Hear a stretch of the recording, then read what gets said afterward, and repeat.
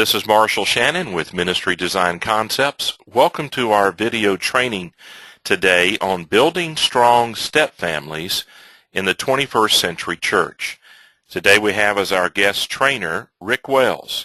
Rick is a board-certified pastoral counselor with Behavioral Therapy Center. He has a Master's of Religion and Pastoral Counseling from Liberty Baptist Theological Seminary, and he is a PhD candidate in counseling psychology from Louisiana Baptist University. He's married to Cheryl Wells, who is a licensed professional counselor in South and North Carolina. He has 2 daughters and 2 granddaughters. Rick is an adjunct college instructor of religion and has taught communications at Furman University here in Greenville. He is an instructor in couple communications, core communications, and a certified facilitator of Prepare Enrich and the DISC model of human behavior assessments. So folks, as you drink in everything that Rick is going to be teaching us today, I trust you'll have your notes out, that you'll be taking notes.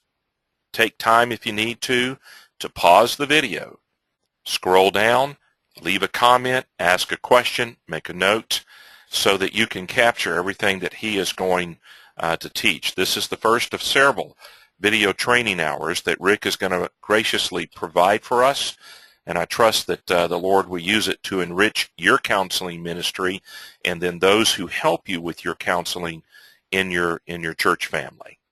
So Rick, we're so glad to have you with us. Take it away and teach. Well, thank you, Marshall, and you're right. Today is going to be the first in just a series of informational and instructional topics on helping pastors better understand the concept of step families and how do we minister and counsel step families. The reason we're going to be talking about this is because this is a unique topic and situation in today's church. Step families are completely different than families of origin, and so today I just want to take a little bit of time and help the pastors understand some of the concepts behind the step families. We're going to look at some interesting statistics of what the step family is today and why it's important that we understand how do we help build strong step families in today's 21st century church. Again, just thank you for the introduction. Again, I'm a board-certified pastoral counselor with the Behavioral Therapy Center out of Greenville, South Carolina, and some of my contact information is on the screen. And also, for additional resources, I would strongly recommend the Smart Step Family by Ron Deal. Ron is an expert in this field and teaches internationally on how to build smart and strong step families. Ron is a Christian and does make presentations, and will be presenting this September at the American Association of Christian Counselors out in Nashville for our World Conference. Well, let's talk about smart churches and smart step families. As you can see, what Ron Deal says, and which I agree with fully, is that if churches are going to remain strong, they must intentionally work to build smart step families. And the key here is that word intentionally. A healthy church is comprised of healthy families of all types. And this is where we're going to look at some of the statistics that I think the pastors are going to be interested in and probably see reflected in their own church.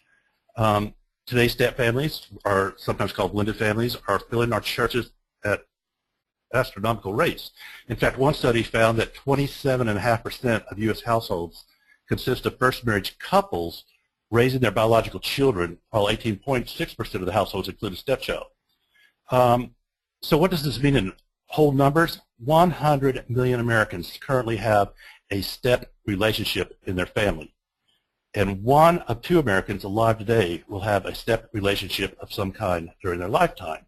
That's be a step parent, a step sibling, a stepchild, etc. So it would make sense that if we're going to be an effective church, that we have to be sure that we are finding ways to minister and understand who our step relationships are and how step families work. It says, obviously the churches are finding that a greater and greater percentage of their members and guests have step family relationships. And I can almost guarantee you right now that the pastors that will be listening to this presentation, they've already encountered this several times in having step families or blended families come to them in crisis and wondering, well, how do I work with this family, because what I know about families of origin isn't working in a step family. And we will be talking about this in a future presentation. But today we want to remember that the prevalence in society and the church doesn't mean that step families know how to live successfully. In fact, the truth is most step families are struggling with family life. In my own practice, I would say that almost 60% of my relational issues that come to me are related to step family or blended family issues. And the reason there are so many ministries popping up today dealing with step families is just for that specific reason. Nobody has ever taught somebody or worked with or done premarital work with preparing remarriage families into becoming strong step or blended families. And unfortunately, the divorce rate is between 60 and 70%. We know already we're at high 40, low 50% within the church itself of first marriages. And now when you add the step family component to it, we're increasing that percentage because of the additional struggles that go along with raising and being in a step family. So if churches are going to remain strong, again, they must intentionally work to build smart step families. So in this series over the next couple of weeks, we will be talking about how do we plan and how do we help our congregants, our members, and attenders plan a blended family when they come to us. How do we do premarital counseling for a blended family? Again, it's much different than it is for a first-time marriage. How do we lay the foundations and help our members lay the foundations for a step family? What makes a successful blended family? And what are the needs of the children in a blended family? We're also going to look at how to parent in a blended family, how to be a successful stepdad, a successful stepmom. How do we improve our relationships with stepchildren? And what are some successful counseling skills pastors can use for step families when they come to them? And more importantly than any is, how do we do that ex-spouse relationship and co-parenting? I know for myself, this has become the red herring out there.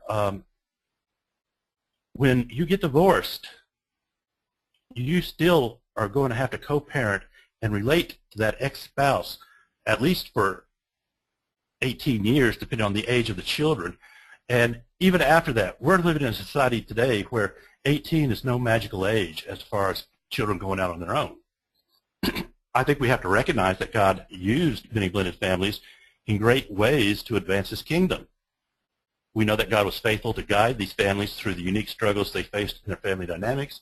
And today, God is still faithful in directing step families, because to God, the family is the important entity and unit that is going to either destroy or make the church strong. Once again, it's no surprise to the pastors that are hearing this that the Christian family is under attack like it's never seen probably in the history of this world. And now that we add the componency of step families, we are seeing this attack even stronger.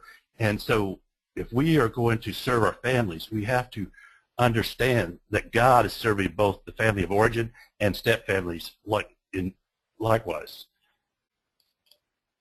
If we think about it, Jesus came from a blended family. In Mark 6:3 it says, "Is this not the carpenter, the son of Mary, and the brother of James, Joseph, and Judas, and Simon? And are not his sisters here with us?"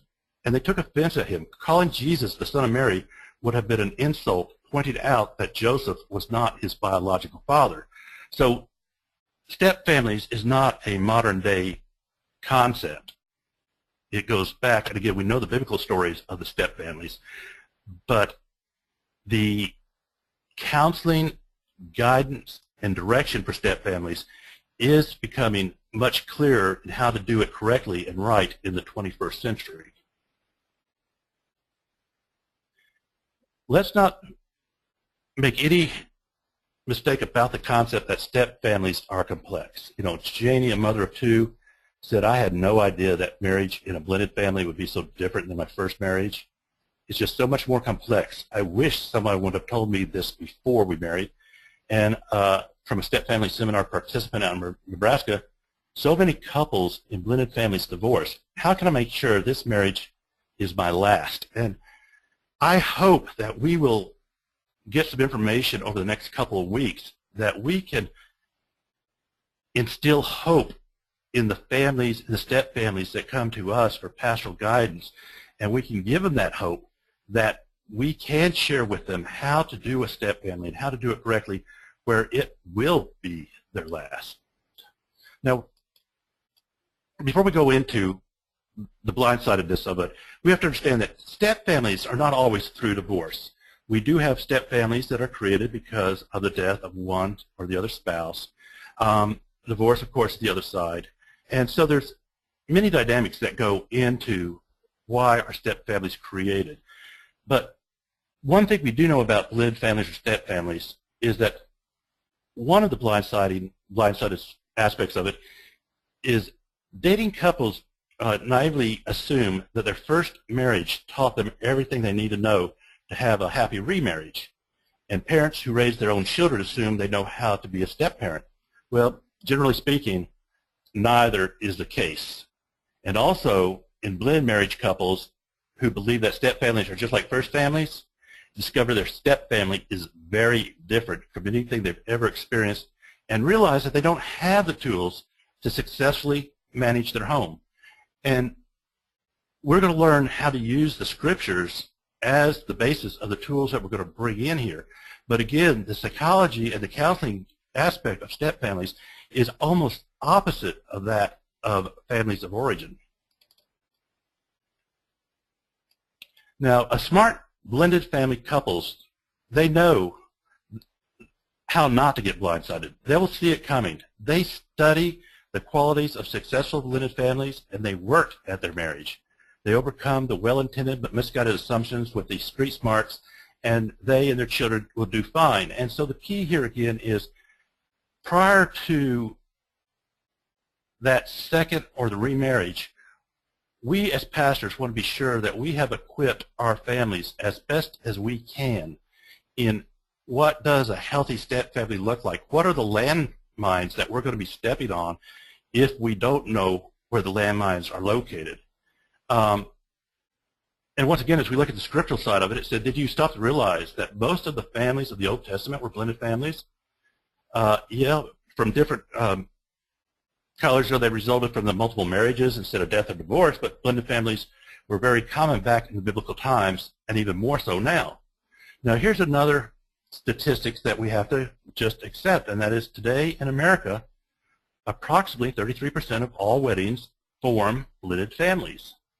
So 1/3 of all weddings today are going to form some type of blended family, and they're very common. But once again, are we doing justice for this 1/3 of the demographics and 1/3 of our members and 1/3 of our attenders who are coming to us and saying that they're going to remarry and create a new blended family? And what are some of the things that we as pastors need to be aware of? Well, today, that's what we're going to talk about. And then as we go through the overview, we'll have some detailed information in here, but as we go forward in the sessions that will follow this, we'll go into the details as to how do we best communicate to our families these skill sets. But today I want to talk about, what every pastor should know when discussing remarriage with members and attenders.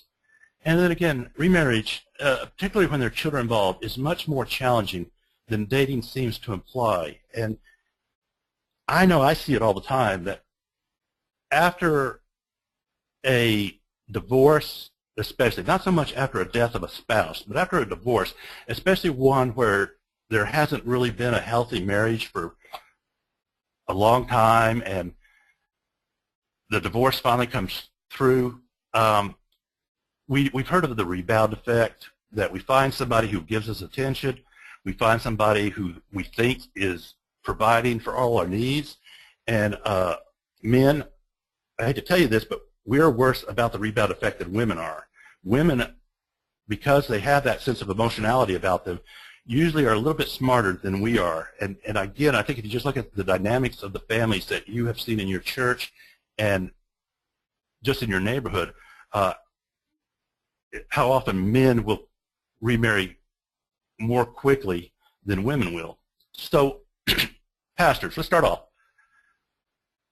You have that couple come to you who want to start talking to you about remarriage, and you found out that they just met 6 months ago, that are madly in love, this is their soulmate, and they're going to do everything they can to convince you that this is the marriage that God had intended for them. Well, first of all, from just a clinical perspective, we know that when we fall in love, and there's some truth to the fact that love and insanity are very hard to separate.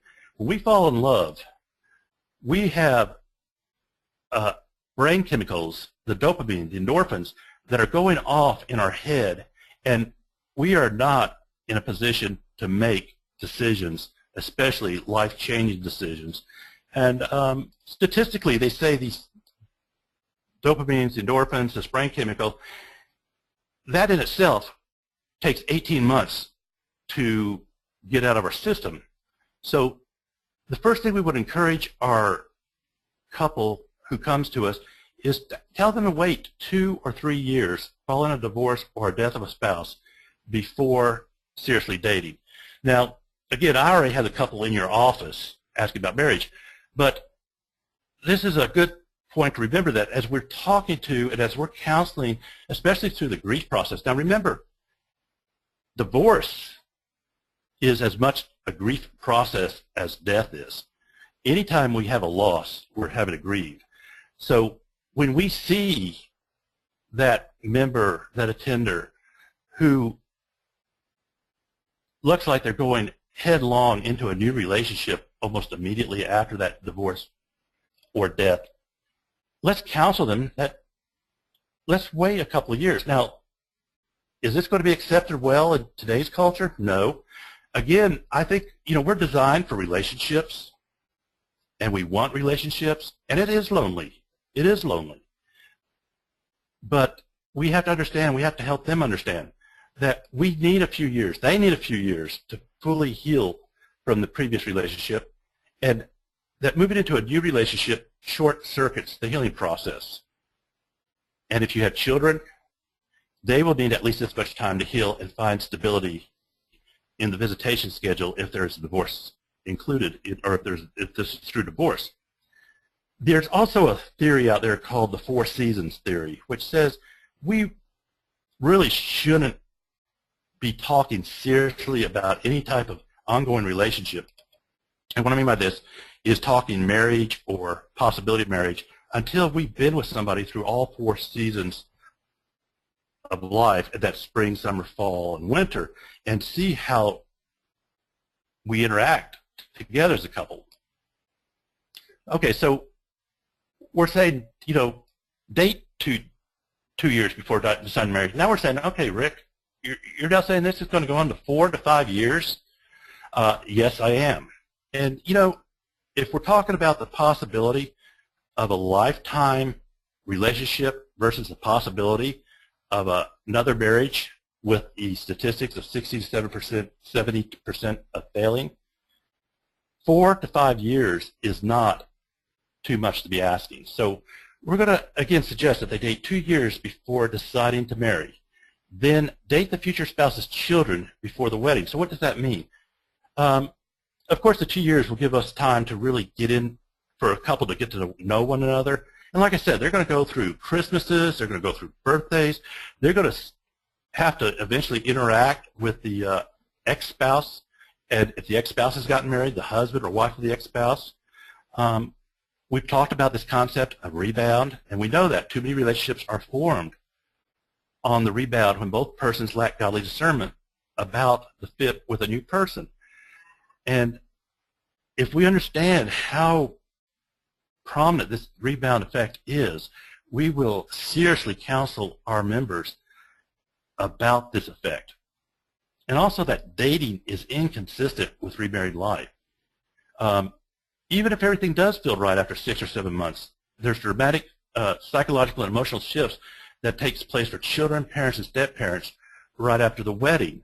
So when it says date the spouse's children, these are going to be in your life. These children are in your life too, and we want to be sure that we know the relationships that are coming into our family and how to do those relationships right.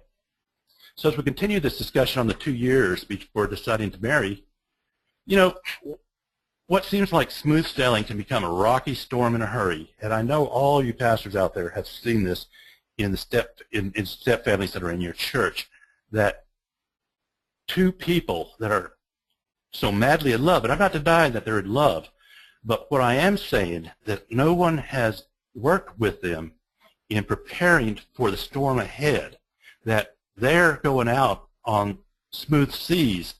But boy, once they get under one roof and you got yours, mine, and theirs, and ours, the winds start picking up, the seas become stormy, and we do see some rough sailing sometimes. So we don't ever, and if you ever hear a couple thinking that this is going to be the marriage where they're not going to have conflict, this is going to be the marriage where there's not going to be difficulties, this is going to be the marriage where everything's going to be bright and rosy, this is the time to also tell them to stop and really give some serious thought to what they're planning on doing, because it's not until they do admit they understand there's going to be difficulties in this remarriage that we'll have the opportunity to cut off some surprises that they're going to see. You know, as one parent said, falling in love is not enough when it comes to remarriage. There's just much more required than that. And again, you're already seeing the theme here between families of origin and remarriage. Families of origin, yeah, you do fall in love. You do have your children. We're going to have difficulties, yes, but you have so much more brought into a remarriage or a blended family that you don't have when you start off as an original family or family of origin. So let's work with our members and let's understand how to cook a step family. And you know, the way to cook a step family is with a crock pot. Once thrown in the pot, it will take time and low heat to bring the ingredients together, and it's requiring the adults to step into the new marriage with determination and patience. And that word patience right there, if you ever feel that you're working with adults who are short on patience, look for those red flags and bring those red flags to that couple immediately. Because here is a staggering statistic. It takes the average, and quote unquote, that's the average step family, 5 to 7 years to combine, and some take longer.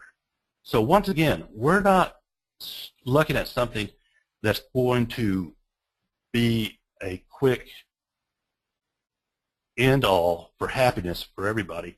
And when you think about all the challenges that step families have, and children who have this challenge of loyalty, they want to like their stepmother, they want to like their stepfather, but are they being loyal to their biological mom and biological dad? And again, what happens when exes cannot get along with each other and don't know how to co-parent? What does that bring to the children?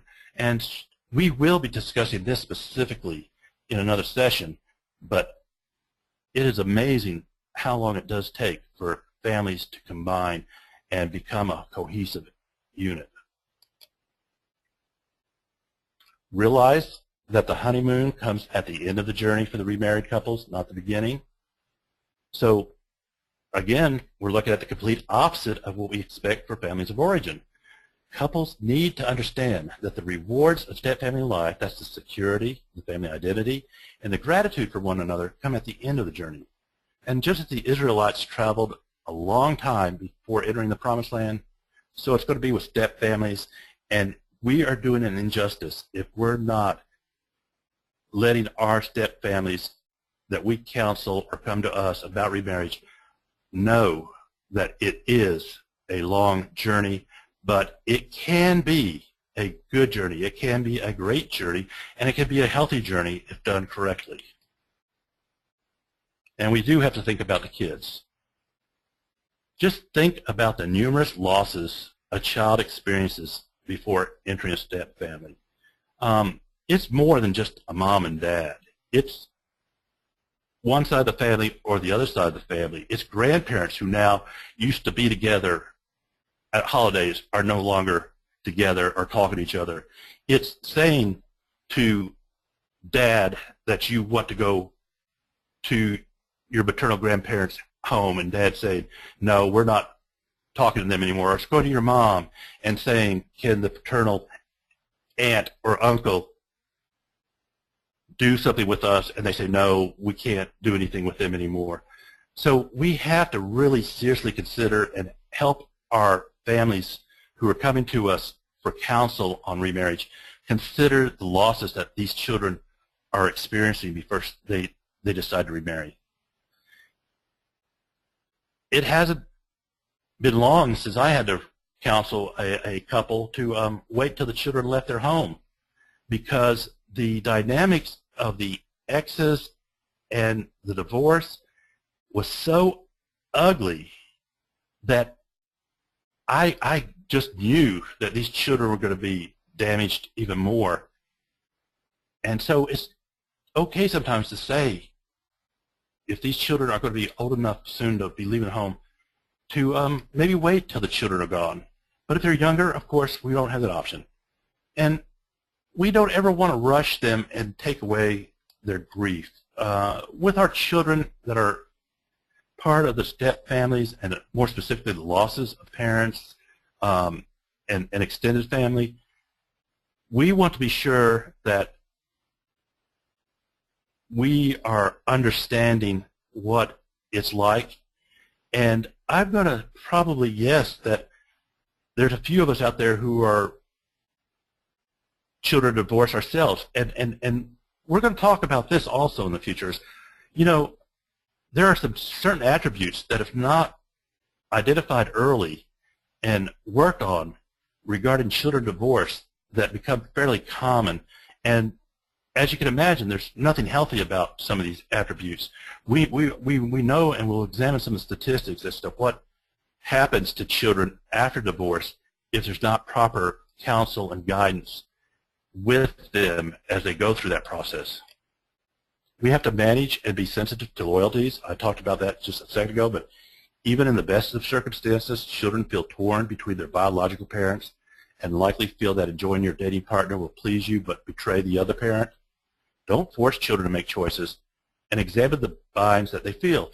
I can't emphasize this enough, that we have to let our children know that we understand that they're going to have challenges with loyalty, and that the step parent is not a replacement for the biological parent, and that we're not expecting them to make that. And if they say, I don't love him or her, that's okay.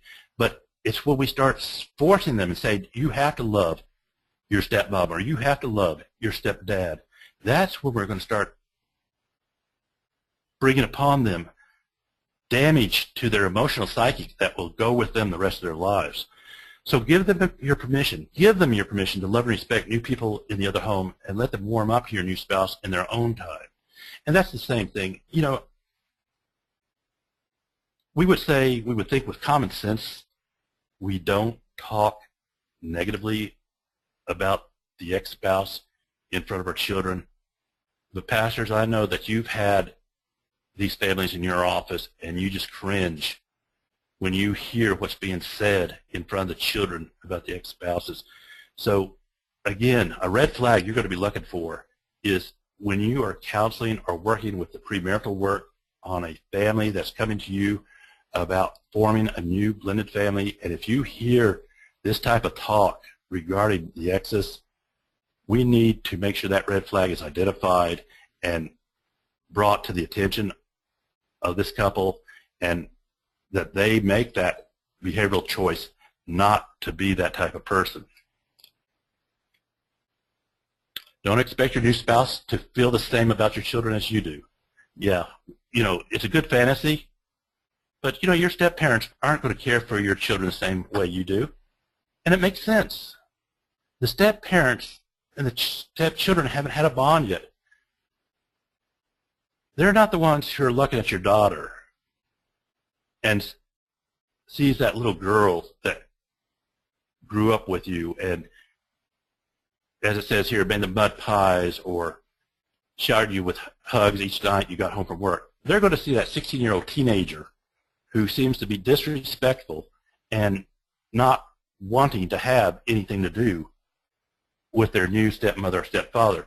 Now, I will share with you that I am in a second marriage, and when I met my current wife, my oldest daughter was 13, going on 14, and I'd been divorced about 5 years, so she had me all to herself. I had two daughters, as Marcia said, I have two daughters. My youngest daughter was still young enough to kind of bond with my new wife, but my oldest, boy, if we'd go out somewhere, she made it very clear who sat next to Daddy. And it's hard as a step parent with these loyalties, and a lot of times we're going to see this in the step family dynamics, that the biological parent is torn between their new spouse and their biological children. But again, we have to remember where God puts us on the pyramid of relationships. And as in a family of origin, the one thing that doesn't change in a step family relationship, after God, your spouse is always next. But how we work with our children, again, is completely different than how we would work with our children in a family of origin. So we're going to work with our families. We're going to work with the people that come to us about remarriage, and we're going to share with them and make sure they understand that we're going to have different opinions about how to raise the children. We also have to realize that remarriage has unique barriers. Are you more committed to your children or your marriage? And this is one theme that if I see consistently that causes problems in blended or remarriage or step families, it is where the biological parent is having trouble understanding or trouble putting the needs of their children or the needs of their marriage in the right priority. And many times this trouble creates major issues within the relationship.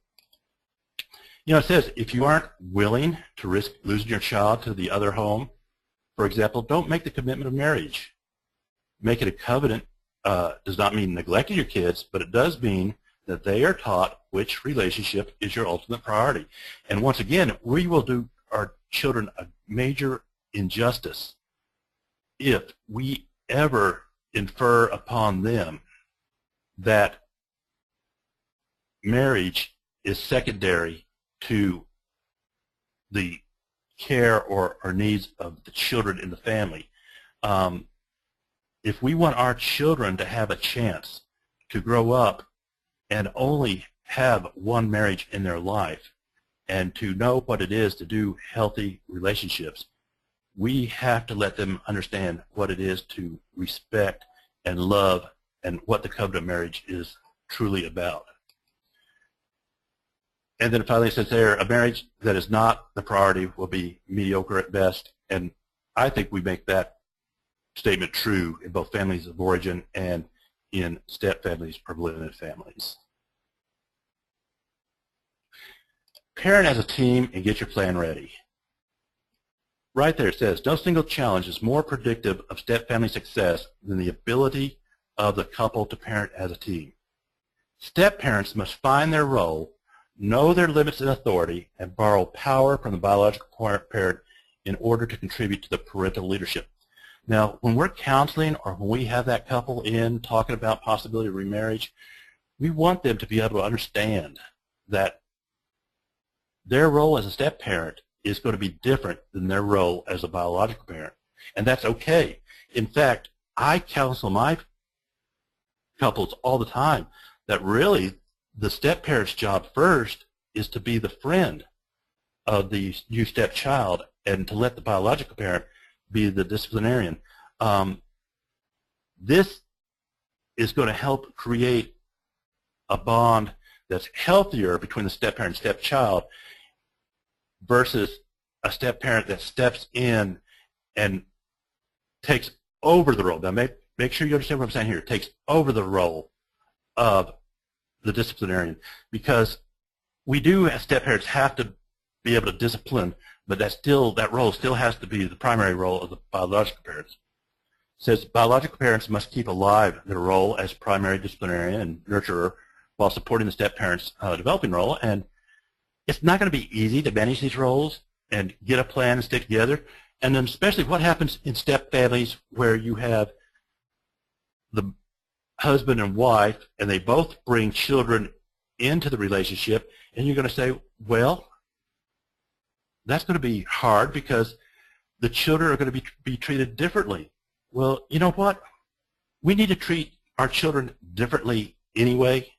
All children, again, whether they're children of biological parents or children in step families, our children are as different as we are, and we need to learn how to recognize what motivates and what the needs are of each child in our family. And so when we as a family think we have to, quote unquote, equally treat each child the same, or there's got to be equality among the children, that's going to lead to chaos and confusion to the child, because they're each their own personality, and what motivates one child will not motivate the other, and what works as discipline on one child is not going to work as discipline on the other. So we should have no problem that the children that are brought into a step family with two biological and two step parents in there, that the biological parent has one role with their biological children and a different role with their stepchildren. Know what to tell their kids. We have to let our children know, and as we counsel our couples, we have to let them know it's okay to tell their kids that it's okay to be confused about the new people in their lives. It's okay to be sad about the divorce or the parent's death. And you need to find someone safe to talk to about this. If you hear some of the things, and I know you have, that I hear sometimes when I do get to talk to the stepchildren or the children of divorced parents, that they don't want to share with their parents but what they are feeling and going on. Pastors, sometimes these children need you, and they need to be known that they can have a place of safety to be heard.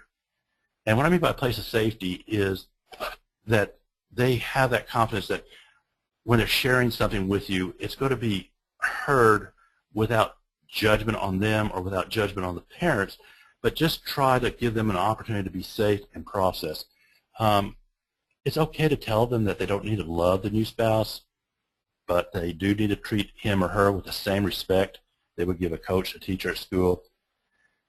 And that a child doesn't have to take sides, that when they feel caught in the middle between, as it says here, their home or our home and the other home, say it's okay to tell the parents that they feel they're caught in the middle, and help them figure out how to stop that feeling of being caught in the middle. It's okay to tell that they belong to two homes with different rules, routines, and relationships. We want them to find their place and contribute good things in each.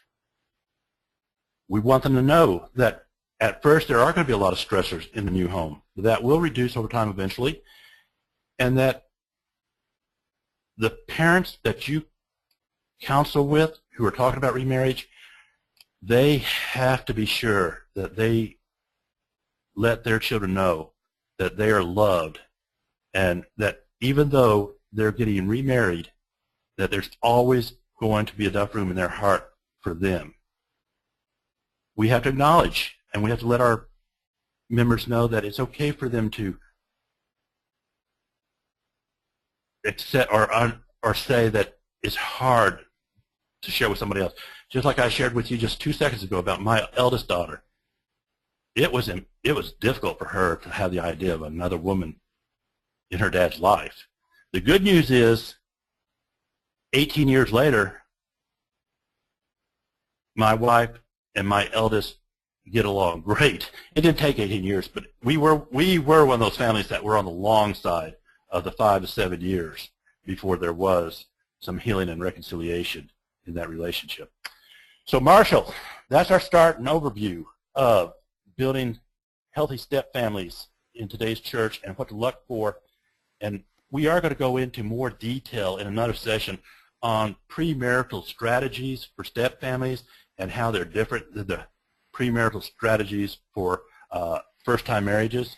But hopefully this has given the pastors a pretty good overview as to some of the challenges that they're going to be encountering and have encountered, but possibly some ways to even start interacting now with potential step families in their church today. Rick, this has just been fantastic.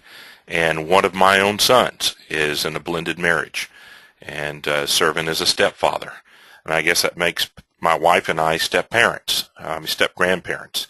Right. And so as we look at this and as I'm gathering in what you're teaching, this is very helpful. And pastors and ministry leaders, I would tell you to get your pencil sharpened, start looking for the second, third, and fourth installment as Rick continues to train us and teach us in an area that we desperately need in church today in order to help the growing number of blended families. And so I trust that you'll not hesitate to give a comment or ask a question to Rick. We'll shoot it to him. We'll come back and post it where everyone can see the question and the answer. And down the road, we'll look to have a live question and answer time online so that you can drill down into the material that Rick is teaching us. And we trust the Lord's blessing upon you as you begin to apply what Rick is teaching. Thank you, Rick, so much for your time and help. You're welcome, Marshall. And Marshall, you just brought up a good point about ministry leaders, too.